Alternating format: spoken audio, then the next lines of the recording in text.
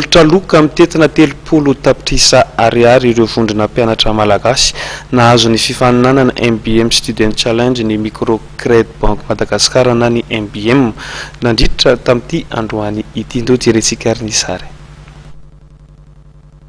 Nanolotra loka mitetina 30 tapitrisa ariary ireo vondrona mpianatra malagasy nahazo ny fifaninanana MBM Student Challenge ny Microcred Banque Madagascar na MBM. Fantatra nandritra ny fanolorana ny loka ho an'ireo mpianatra nandritra ny lanonana izay nitotsaina tetsy amin'ny Sakamanga etsy Pasy Madinika dia ireo tetikasa nampitondrana ny lohahevitra taka Pinaha Tifida, Geta ary Gasgaza no mendrika indrindra tamin'ity fifaninanana ity. Faly dia faly aloha amin'izao nazahoana izao vola tao amin'ny Microcred zao.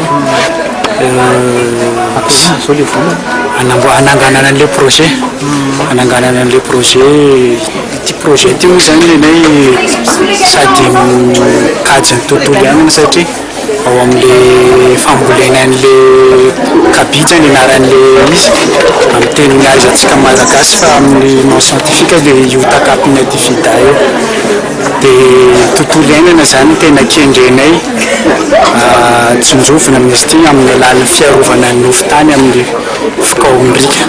Nampisehon'ny fahavononany hanome fampiofanana, tombana ary fanaraha-masina nahazo loka ny MBM amin'ny fanatanterahana ireo tetikasany. Arakarak'izay ihany koa no hamoahana ny famatsim-bola ahafahan'ireo mpianatra manatanteraka hatramin'ny farany ny tetikasany.